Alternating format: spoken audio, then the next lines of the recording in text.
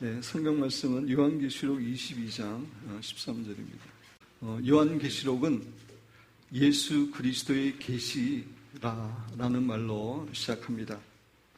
네, 그렇습니다. 요한계시록은 예수 그리스도의 계시입니다. 조금 울리네요, 이게. 요한계시록이 예수 그리스도의 계시다라고 하는 말에는 두 가지 의미가 포함되어 있습니다. 첫째로 요한계시록은 예수님께서 주신 계시다라고 하는 의미고, 둘째로 요한계시록은 예수님에 관하여 알려주신 계시다라고 하는 의미입니다. 그렇습니다. 요한계시록은 예수님께서 미리 알려주신 마지막 시대의 여러 가지 사건들에 대한 계시일 뿐만 아니라 동시에 예수님이 구체적으로 어떠한 분인지 예수님에 대해서 알려주는 그런 계시의 말씀입니다. 신구약의 모든 성경의 주인공이 예수님인 것처럼 요한계시록의 주인공도 예수님이고, 계시록은 예수님에 대해서 알려주는 책입니다. 특별히 오늘 본문 말씀 계시록 22장 13절 말씀은 예수님에 관한 말씀입니다. 예수님께서 친히 자신이 어떠한 분인지 말씀하고 계십니다. 요한계시록 22장 6절 이하는 계시록의 결론 부분이라고 여러분에게 말씀을 드렸는데, 여기서 예수님께서 자신에 대해서 말씀해 주시는 이유는 우리가 예수님에 대해서 알 때에 마지막 시대를 담대하게 승리하며 이겨나갈 수 있기 때문입니다. 여러분들이 여기에 자꾸 집중하시는 분이 있는데 이거는 제가 나중에 설명드릴 테니까 제게 집중하시기 바랍니다. 우리 13절 말씀을 다시 한번 읽도록 하겠습니다. 나는 알파와 오메가요, 처음과 마지막이요, 시작과 마침이라. 우리가 잘 알고 있는 것처럼 알파와 오메가는 헬라어 철자의 처음과 마지막 글자입니다. 따라서 이 말은 예수님께서 시작과 마지막이다, 시작과 끝이다 라는 의미입니다. 그래서 13절에서도 예수님은 자신이 알파와 오메가라 라고 이야기하시면서 처음과 마지막이요, 시작과 마침이라고 부연해서 설명하고 있습니다. 예수님이 알파와 오메가라고 하는 이 말에는 두 가지 의미가 포함되어 있습니다. 첫째로 예수님께서는 영원 전부터 영원 후까지 계시는 영원하신 하나님이다 라고 하는 그러한 의미입니다. 하나님 외에 이 세상의 모든 존재는 하나님에 의해서 창조되었기 때문에 영원 전부터 존재하고 있었던 존재는 아무것도 없습니다. 그러나 삼위일체 하나님은 세상의 만물이 창조되기 전에 영원 전부터 존재하셨고 또 영원히 존재하시는 그러한 하나님이십니다. 예수님께서는 자신이 알파와 오메가라고 하는 그 표현을 통해서 자신은 영원 전부터 피조물처럼 어느 순간에 창조된, 피조된 그런 존재가 아니라 영원 전부터 영원 후까지 존재하시는 영생하시는 하나님이다 라고 하는 사실을 말씀하고 계시는 겁니다. 둘째로 예수님께서 알파와 오메가라고 하는 것은 예수님은 역사의 시작과 마지막이 되시는 분, 다시 말씀드려서 역사의 주인이 되시는 분임을 알려주는 내용입니다. 그렇습니다. 예수님은 천지 만물을 창조하심으로 이 세상의 역사를 시작하셨을 뿐만 아니라 현재도 이 세상의 역사를 주관하고 계십니다. 그리고 마지막 때도 이 세상의 모든 역사를 마무리하시는 분입니다. 오늘은 예수님께서 알파와 오메가라고 했을 때의 두 번째 의미, 즉 예수님께서 세상 역사의 주인이 되시는 것에 대해서 성경의 여러 가지 말씀을 통해서 살펴보기를 원합니다. 다시 말씀드려서 예수님께서 어떻게 이 세상의 역사를 시작하셨고 현재 어떻게 이 세상을 주관하시고 다스리고 계시고 또 마지막 때에 어떻게 이 세상의 역사를 마무리하시는지 말씀을 통해서 살펴보면서 하나님께서 우리 각자에게 주시는 은혜와 교훈을 받기를 원합니다. 여러분 교재 보시면 1번 예수님께서 천지 만물을 창조하심으로 이 세상의 역사는 시작되었습니다. 그렇습니다. 예수님께서 천지 만물을 창조하심으로 이 세상의 역사는 시작이 되었습니다. 창세기 1장 1절 여러분 교재 보시기 바랍니다. 태초에, 이 태초라고 하는 것은 이제 하나님께서 천지 만물을 창조하신 그때라는 의미입니다. 태초에 하나님이 천지를 창조하시니라. 성부 하나님이만 천지를 창조하신 것이 아니라 삼위일체 하나님께서 천지를 창조하셨습니다. 또 요한복음 1장 1절부터 3절까지 보면 태초에, 창세기 1장 1절의 태초에 하고 요한복음 1장 1절의 태초에 하고는 말은 같지만 의미는 다릅니다. 요한복음에 나오는 태초는 영원 전에, 천지 만물이 생기기 영원 전에, 그런 의미입니다. 영원 전에 말씀이 계시니라. 이 말씀은 헬라어로 로고스라는 말인데 예수님을 가리키는 말입니다. 이 말씀이 예수님이 하나님과 함께 계셨으니 이 예수님은 곧 하나님이시다. 예수님은 성부 하나님과 동일한 속성과 능력을 가지신 하나님이십니다. 그가 예수님이 태초에 영원 전에 하나님과 함께 계셨고 만물이 그로 말미암아 지음바 되었으니 이 세상에 있는 모든 것이 예수님에 의해서 지음받아 됐다고 이야기하고 있습니다. 지은 것이 하나도 그가 없이는 된 것이 없느니라. 삼위일체 하나님 외에 이 세상에 있는 모든 것들이 예수님에 의해서 창조되었다. 지은 것이 하나도 예수님의 손길이 가지 않은 그런 피조물은 없다라고 요한복음 1장은 우리에게 가르쳐 줍니다. 또 골로새서 1장 15절에서 17절에 보면은 여기서 그는 예수님입니다. 보이지 아니한 하나님의 형상이요, 보이지 않은 하나님이 육신을 입고 이 땅에 오신 분이라는 의미입니다. 모든 피조물보다 먼저 나신 이시니, 먼저 나다는 의미는 먼저 태어났다는 의미가 아니라 먼저 계신 분이라는 의미입니다. 그러니까 영원 전부터 계시는 분입니다. 만물이 그에게서 창조되되, 이 세상에 있는 만물이 예수님에 의해서 창조되었습니다. 하늘과 땅에 보이는 것들과 보이지 않는 것들, 보이는 3차원의 세계와 보이지 않는 4차원의 영적인 세계에 있는 모든 존재들이 예수님에 의해서 탄생을 했습니다. 혹은 그것에 대해 설명합니다. 왕권들이나 주권들이나 통치자들이나 권세자들이나 만물이 다 그로 말미암고 모든 것이 주님으로 말미암아 창조되었고 그를 위하여 창조되었나니, 주님에 의해서 창조되었을 뿐만 아니라 주님을 위해서, 인간을 비롯한 모든 만물은 주님을 위해서 창조되었습니다. 또한 그가 만물보다 먼저 계시고 영원 전부터 계시고 만물이 그 안에서 함께 섰다라고 이야기하고 있습니다.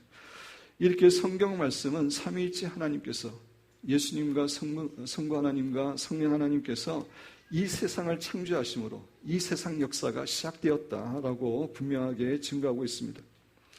그럼에도 세상의 많은 사람들은 이 사실을 믿지 않고 진화론을 믿고 있습니다. 진화론이 무엇입니까? 진화론이라고 하는 것은 원시 대기에 있던, 과거의 원시 대기에 있던 탄소와 수소와 질소, 이것들이 생명체를 구성하는 기본 요소인데, 이 탄소와 수소와 질소가 강한 압력과 뜨거운 열에 의해서, 그런 작용에 의해서 우연히, 정말 우연히 아미노산이라고 하는 것이 생기게 되었고, 또 그것들이 뜨거운 열과 압력에 의해서 단백질이 되었고, 또 우연히 그 단백질이 모여서 아메바와 같은 단세포 생물이 되었다라고 주장하는 것입니다. 그리고 그 아메바가 진화해서 원숭이도 되고 말도 되고 사람이 되었다라고 하는 것이 진화론입니다. 오늘날 많은 사람들은 이 진화론이 과학적인 근거가 있는 사실이라고 믿고 있지만 그렇지 않습니다. 진화론은 하나의 이론에 불과합니다. 제가 고등학교 다닐 때 생물책에 보면은 진화론을 진화론의 내용이 나오기 그 바로 전장에 무슨 내용이 나오냐면은 이것은 하나의 이론에 불과합니다. 그리고 진화론을 배웠어요. 그래서 진화론의 말이 영어로는 The Theory of Evolution인데, theory라는 겁니다. 사실이 아니고 하나의 이론이다라고 이야기합니다.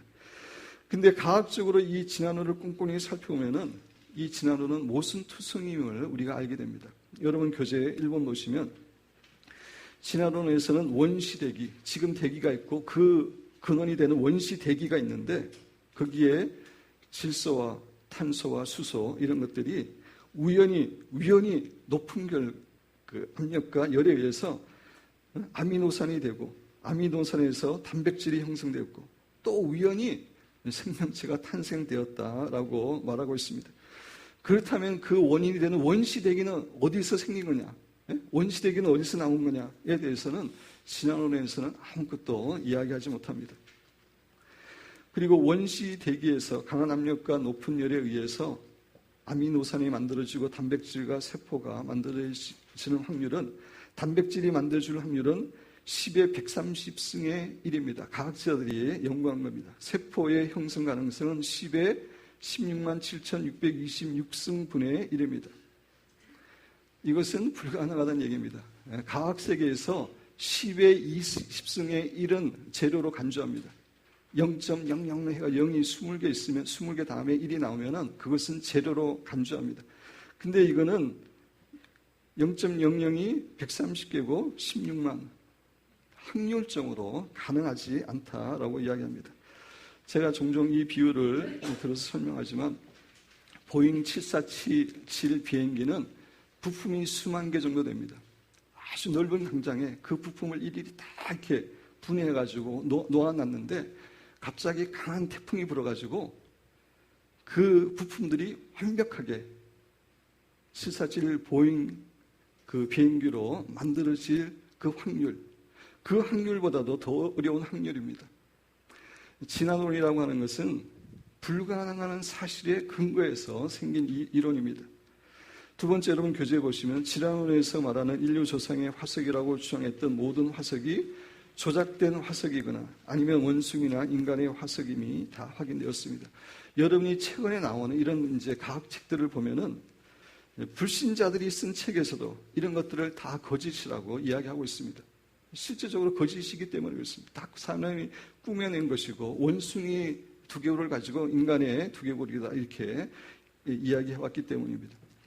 그리고 세 번째, 생물들이 단세포 생물에서 아메바에서 척추동물로 어리로 양서류로 파충류로 조류와 포유류로 나아가 인간이 진화되었다라고 주장을 하는데 이 진화론의 가장 치명적인 약점은 결점은 뭐냐면은 그렇다면 그 종의 중간 형태가 없다는 것입니다.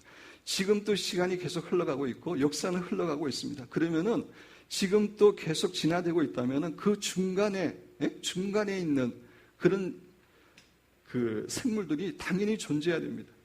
지금 또 원숭이와 인간 사이에 있는 존재가 있어야 되고 말과 소 사이에 종체들이 있어야 되는데 현재 역사상 그 중간 존재가 없었습니다. 화석으로도 없습니다. 화석이라고 시조새라든지 이런 것들은 다 아닌 게 판명이 되었습니다. 여러분, 우리가 조금만 생각한다면 정말 진화론이라는 것이 얼마나 허구에 거짓말에 근거한 그러한 이론인지 우리는 알게 됩니다. 이것은 하나님의 창조를 부인하기 위해서 사탄이 고안해냈고 사탄이 다윈과 하나님을 믿기를 싫어하는 사람들에게 영감을 줘서 그들이 그런 주장을 하는 것에 불과합니다. 창세기 1장은 하나님께서 식물과 동물의 각 종류대로 창조하셨다라고 반복해서 이야기하고 있습니다. 창세기 1장 우리 세 구절 우리 한 목소리 읽어보겠습니다. 땅의 풀과 각기 종류대로 씨 있는 채소와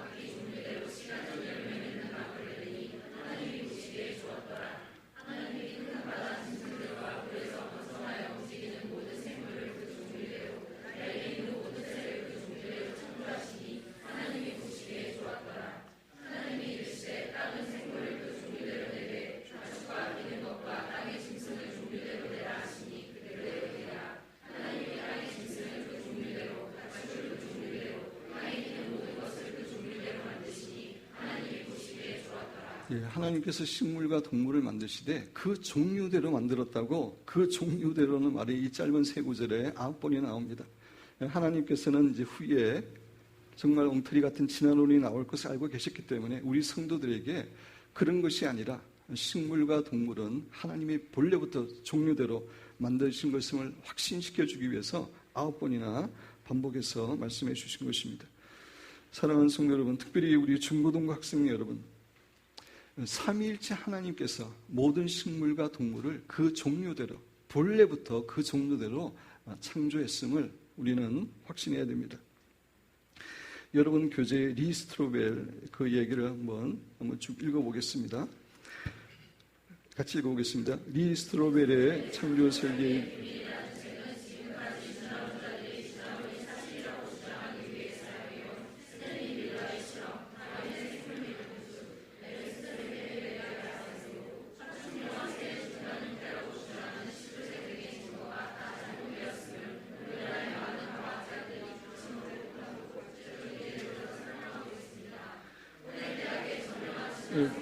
거기까지만 듣도록 하겠습니다. 제가 이 책을 읽어봤지만 리 스트로벨은 본래 유명한 기자 출신입니다.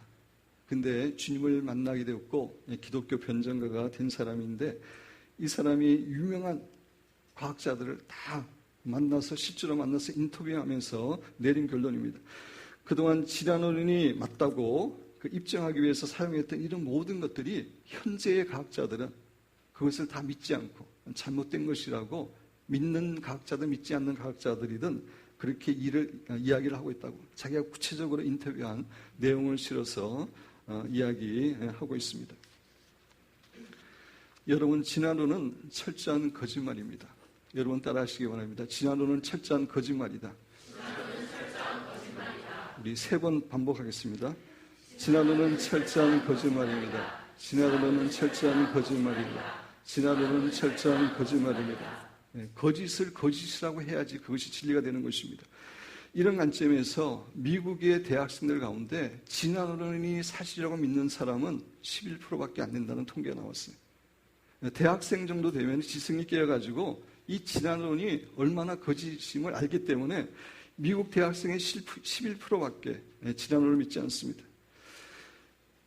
그리고 미국의 캔사스 주에서는 공립학교에서 진화론을 가르치는 게 법으로 금지되어 있습니다. 이것이 사실이라면 미국 같은 민주주의 사회에서 금할 수 없죠. 사실이 아니고 이론이기 때문에 잘못된 것이기 때문에 한 주에서는 그것을 금하고 있어요. 그리고 알라바마 주에서도 이 진화론을 가르치기 위해서는 진화론은 논쟁이 많은 이론에 불과한 것이다 라고 분명히 이야기를 하고 가르쳐야 됩니다. 진화론은 철저한 거짓말입니다. 코넬 대학의 저명한 진화 생물학자이자 역사학자인 윌리엄 프로바이는 진화론을 믿는다면, 사람들이 진화론을 믿는다면 거기서 피할 수 없는 5가지 결론이 도달하게 될 거라고 이야기했습니다. 첫째는 신이 존재하는 증거는 없다. 그렇습니다. 진화론의 이론에서 신이 개입할 존재가 전혀 없습니다. 다 우연히 의해서 생긴 것이기 때문에. 두 번째, 사후 생명은 없습니다. 그렇습니다. 본래 무생물에서 아메바가 되고 거기서 인간이 나왔는데 무슨 사후 세계가 있습니다. 천국도 없고 지옥도 없습니다. 진화론에 의하면 윤리의 절대적인 진리가 없습니다. 옳고 그름이 없습니다. 아메바에서 나왔고 원숭이에서 나왔는데 무슨 절대 진리가 윤리가 필요하겠습니까? 그냥 동물의 본능대로 살아가면 됩니다. 삶의 궁극적인 의미가 없습니다. 다 우연히 되어지는 거기 때문에 하나님께 영광 돌리고 인생의 의미를 찾고 이런 게 의미가 없어집니다. 인간에게 진정한 자유의지는 없습니다. 우연에 의해서 흘러가는 것이기 때문에. 진화론을 진짜 믿는다면 이런 5가지 결론에 도달할 수밖에 없습니다. 사랑하는 성도 여러분, 사람들이 진화론을 믿으면 모든 것이 의미를 잃게 되고 허무하게 됩니다. 하나님도 없고 내세도 없고 윤리도 없고 삶의 의미와 목적도 없고 자유의지도 없고 이렇게 될 수밖에 없습니다. 따라서 이 진화론은 사람들로 하여금 하나님 없이 정말 무의미하고 허무하게 인생을 낭비하도록 하기 위한 사탄의 전략입니다. 근데 그 사탄에 주는 영감을 다윈과 많은 사람들이 받아서 주장하는 것뿐입니다. 삼위일체 하나님께서는 참으로 놀라운 지혜와 능력 가운데 천지 만물과 우리 인간을 창조하셨습니다. 그래서 하나님이 창조하신 자연 세계와 우리 인간의 몸을 자세히 이렇게 생각해 보면 정말 우리를 창조하신 하나님의 지혜와 능력이 얼마나 놀라운지 우리는 발견하게 됩니다. 저는 미국에 있을 때 그랜드 캐년을 한 3번 정도 이렇게 봤습니다. 근데 처음에 저희 가족이 처음으로 가가지고 그랜드 캐년을 보는 순간에 평지로 가다가 갑자기 그랜드 캐년을 봅니다. 그 그랜드 캐년을 보는 순간에 그 규모와 위엄과 웅장함에 그냥 입이 탁 벌어지면서 정말 하나님의 지혜와 능력이 깨달아지게 돼서 우리 세 식구가 그냥 주 하나님 지으신 모든 세계 이렇게 찬양을 부를 수밖에 없었습니다. 하나님이 만드신 자연을 하나하나 곰곰이 생각해보면 정말 하나님의 놀라운 지혜와 능력을 깨닫게 됩니다. 저는 물을 생각할 때마다 얼마나 신기한지 모릅니다. 물은 우리 인간의 몸의 70%를 차지하는 것인데 우리는 물을 마시기도 하고 이 물로 샤워도 하고 몸을 씻기도 합니다. 이 물은 수증기로 하늘로 올라갔다가 다시 땅에 내려옵니다. 그 비가 식물들을 살리고 동물들을 살려줍니다. 이 물이 많이 모이면 호수나 바닷가가 되어서 거기서 수영도 할 수 있고 배들이 떠다니고 거기에 또 많은 생명체들이 살아서 사람들의 음식이 됩니다. 물이 얼마나 많은 역할을 하는지 모릅니다. 정말 신기합니다. 이 물 하나를 깊게 생각하더라도 이 물을 만드신 하나님의 지혜와 능력이 얼마나 놀라운지 우리는 깨닫게 됩니다. 나무도 마찬가지입니다. 제가 플러신학교 다닐 때 도서관에 큰 창이 있는데 공부하시다가 이렇게 창을 통해서 보면 큰 나무가 있었어요. 그래서 나무에 대해서도 여러 가지 많이 묵상했는데 나무를 이렇게 묵상하다 보면 나무를 창조하신 하나님의 지혜와 능력에 대해서 놀라게 됩니다. 우리 인간의 몸도 마찬가지입니다. 우리의 두뇌, 눈, 입, 심장 이런 것들 하나하나 자세히 생각하면 얼마나 놀라운 기관들인지 모릅니다. 몸인지 모릅니다. 사랑하는 성도 여러분, 예수님과 성부 하나님과 성령 하나님께서 놀라운 지혜와 능력으로 이 세상을 창조하심으로 이 세상의 역사가 시작되었음을 여러분 확신하고 살아가시기를 주님의 이름으로 축원드립니다. 두 번째, 예수님은 여러분 교제로 가서 현재 이 세상의 역사를 주관하시는 분입니다. 약 300년 전에 유럽에 이실론이라는 것이 유행했습니다. 이실론이라고 하는 것은 디이즘, 영어로는 디이즘이라고 하는 건데 이 주장은 하나님께서 온 천지 만물을 창조하셨지만 하나님께서 더 이상 이 세상의 운행에 개입하시지 않는다. 하나님께서 만들어 주신 자연법칙이 있어가지고 이 세상은 하나님 없이 그냥 저절로 굴러간다라고 하는 주장입니다. 사람들 눈에 하나님의 통치가 보이지 않기 때문에 이런 주장을 했습니다. 그런데 성경은 온 천지 만물을 창조하신 삼위일체 하나님께서 현재도 이 세상의 역사를 주관하시고 통치하시는 분임을 분명하게 우리에게 교훈해 줍니다. 역대상 16장 31절에 보면 하늘은 기뻐하고 땅은 즐거워하며 모든 나라 중에서는 이르기를 여호와께서 통치하신다 할지로다. 창조하셨을 뿐만 아니라 하나님께서는 여전히 이 세상을 통치하시는 분입니다. 시편 103편 19절에 보면 여호와께서 그의 보좌를 하늘에 세우시고 그의 왕권으로 만유를 다스리시도다. 이 세상을 다스리고 계십니다. 히브리서 1장 3절 이는 예수님입니다. 하나님의 영광의 강체시요 그 본체의 형상이시라. 그의 능력의 말씀으로 만물을 붙드시고 예수님께서 말씀의 능력을 가지고 이 세상을 다스리고 통치하는 것입니다.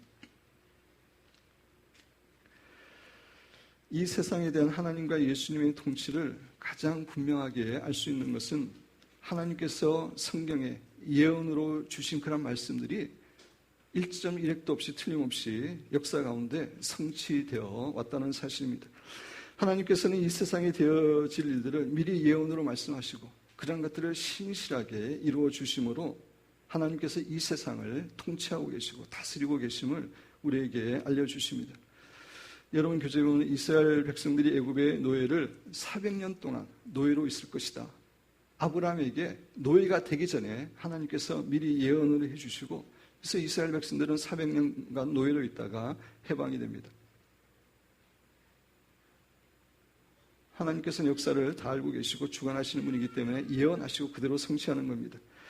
또 유다 백성들이 유다가 멸망해서 유다 백성들이 바벨론에 70년간 포로로 잡혀갈 것도 다 예언해 주셨습니다. 80년도 아니고 100년도 아니고 딱 70년 포로로 잡혀갈 것을 예언해 주셨는데 그 70년이 참으로 고레스왕을 통해서 바사의 고레스왕을 통해서 유다 백성들이 포로로 잡힌 유다 백성들이 해방되는 것 우리가 잘 알고 있습니다. 이외에도 하나님께서는 느부갓네살 왕에게 앞으로 세계가 어떻게 될 것인지 보여주시고 그렇게 이루어 주셨습니다. 그 바벨론에게 보여주신 그 상에는 바벨론과 메대와 바사와 헬라 제국과 로마 제국과 또 한참 있다가 이제 적그리스도의 왕국에 대해서 이제 그림으로 보여주셨는데 그 예언대로 하나님께서는 신실하게 이루어 오셨습니다. 하나님과 예수님께서는 현재도 이 세상의 역사를 주관하시고 통치하십니다. 여러분 교재에 있는 이사야 46장 10절 말씀을 보겠습니다. 10절, 내가 시초부터 처음부터 종말을 알리며, 하나님은 전지하신 분이기 때문에 처음부터 마지막을 알릴 수 있는 분입니다. 아직 이루지 아니한 일을 옛적부터 보이고 미래의 일들을 옛적부터 예언해 주십니다. 이르기를 나의 뜻이 설 것이니 내가 나의 모든 기뻐하는 것을 이루리라 하였노라. 다 예언하시고 그대로 성취하시는 이러한 역사적의 사실을 보면은 예수님께서는 오늘날에도 여전히 이 땅을 통치하시고 주관하시는 그런 분임을 알 수가 있습니다. 예수님의 초림에 대해서도 마찬가지죠. 예수님의 초림에 대해서 성경에 많이 예언되어 있는데 그 중에 하나가 예수님은 어디서 태어난다고 예언되어 있습니까? 베들레헴이죠. 베들레헴인데 근데 예수님의 본래 고향은 나사렛입니다. 갈릴리의 나사렛입니다. 꽤 거리가 되는 거리입니다. 근데 예수님께서는 베들레헴에서 태어나셨어요. 어떻게 이렇게 태어나셨습니까? 로마 제국으로 하여금 호적을 등록하라고 처음으로 명을 내리게 해서 그렇게 로마 제국을 움직여서 그 성경의 말씀이 그대로 이루어지도록 하나님께서 개입하시고 주관하신 겁니다. 사랑하는 성도 여러분, 예수님과 하나님께서 현재 이 세상을 주관하시고 통치하고 계시다는 사실을 잊지 마시기 바랍니다. 이 세상의 역사는 지란원자들이 말하는 아무런 목적과 방향이 없이 그냥 우연히 되어지는 대로 흘러가지 않습니다. 그리고 이 세상의 역사는 결코 악한 자들이나 적그리스도의 세력에 의해서 그들이 원하는 대로 흘러가지 않습니다. 하나님께서 역사를 주관하고 계시기 때문입니다. 여러분 교재에 A.W. 토제의 말을 제가 읽으면서 설명드립니다. 하나님은 주권적인 분이시라는 말에는 주권적인 분이라는 것은 현재도 왕으로 이 세상을 다스리고 계시는 분이라는 의미입니다.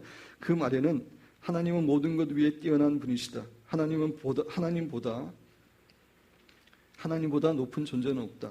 그런 의미고, 하나님은 피조 세계를 지배하는 절대적인 주인이시다라는 뜻이 들어있다. 하나님이 피조 세계를 다스리는 주인이라는 말에는 하나님의 통제에서 벗어나는 것은 아무것도 없다. 그렇습니다. 이 세상에 일어나는 모든 것들이 하나님의 뜻은 아니지만 하나님의 통제에서 벗어나는 것이 없습니다. 하나님이 모르시는 거 없습니다. 하나님의 넓은 주권 가운데 일어나는 것입니다. 하나님의 예견이나 계획에서 벗어나는 것은 아무것도 없다. 그렇지, 하나님의 주권 가운데 있는 것이기 때문에 라는 뜻이 담겨있다. 하나님의 주권이라는 말 속에는 땅과 천국과 지옥의 모든 피조물이 무릎을 꿇고 예수 그리스도가 주님이심을 고백함으로써 아버지 하나님께 영광을 돌려야 한다라는 뜻이 들어있다. 성도 여러분, 하나님의 통치가 현재 우리의 육신의 눈으로 보이지 않기 때문에 하나님이 이 세상을 통치하는 것처럼 그렇게 느낄 수 있지만 우리가 영적인 눈을 떠서 보면 하나님의 통치가 정말 신실하게 현재 역사에도 이루어지고 있습니다. 저는 신문의 기사들을 읽으면서 정말 마지막에 대한 성경의 예언들, 요한계시록의 예언들이 신실하게 성취되고 있는 그런 것들을 보면서 정말 하나님의 말씀은 놀라운 말씀이구나, 하나님의 진리는 놀라운 진리구나, 그것을 정말 더욱더 깨닫고 확신하고 있습니다. 사랑하는 여러분과 저는 삼위일체 하나님께서 현재 이 세상의 역사의 주관자이심을 확신하는 가운데, 그 믿음 가운데 살아가시기를 주님의 이름으로 축원드립니다. 세 번째, 예수님은 역사를 마무리하시는 분이십니다.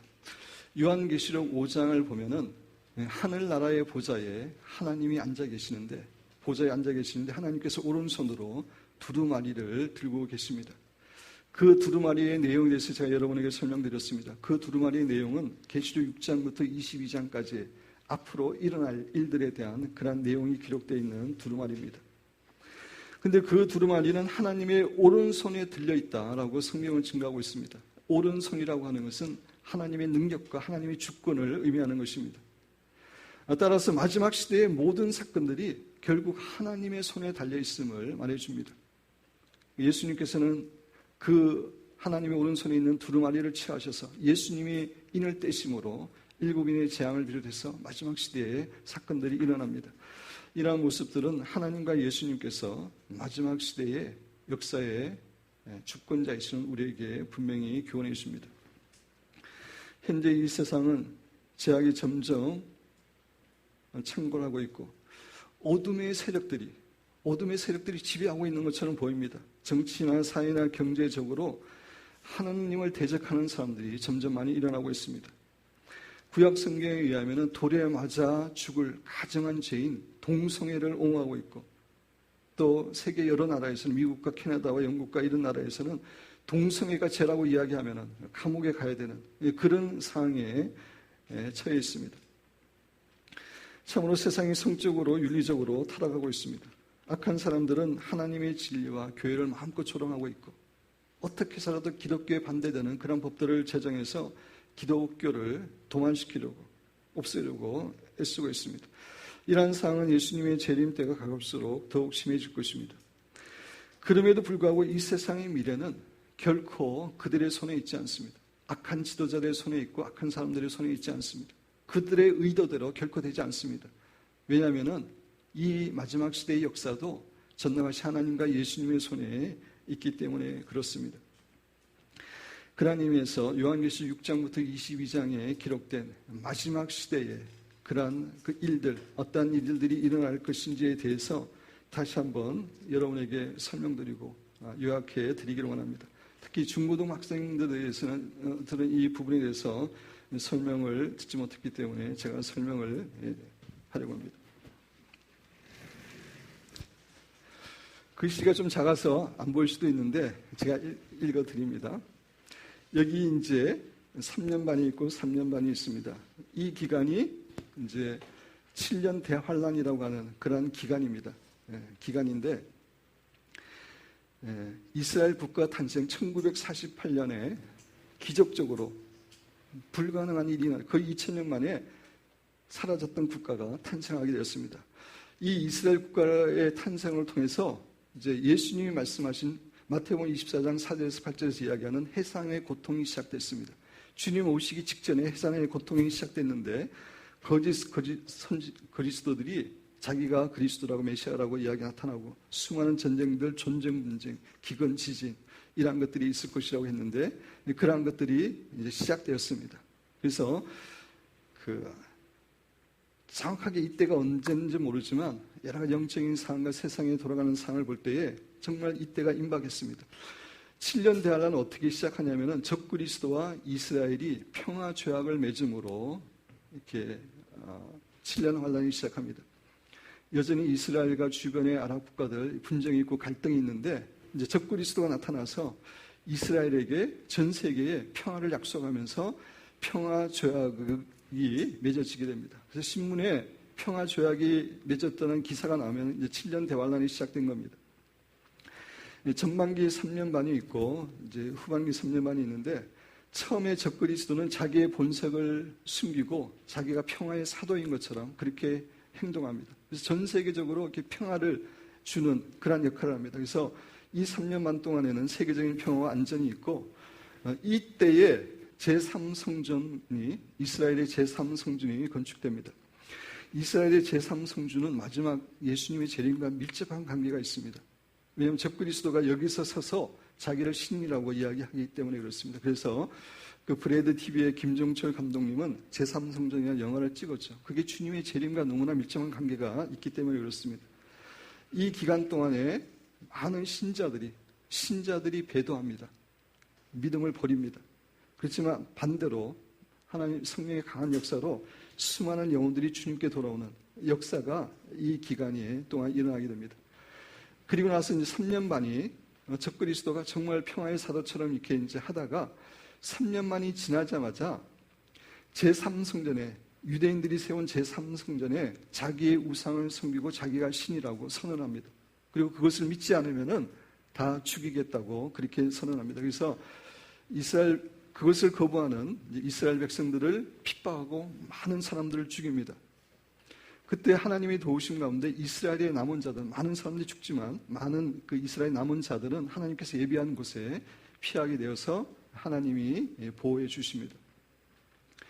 근데 이스라엘 백성들만 핍박하는 것이 아니라 자기의 우상을 전 세계, 자기가 적그리스도가 통치할 수 있는 나라가 전 세계가 아닙니다. 전 세계의 많은 부분이지만, 그래서 그 나라에 자기의 우상을 세우고 모든 사람으로 하여금 그 우상에게 절하고 적그리스도의 표, 666표를 받게 합니다.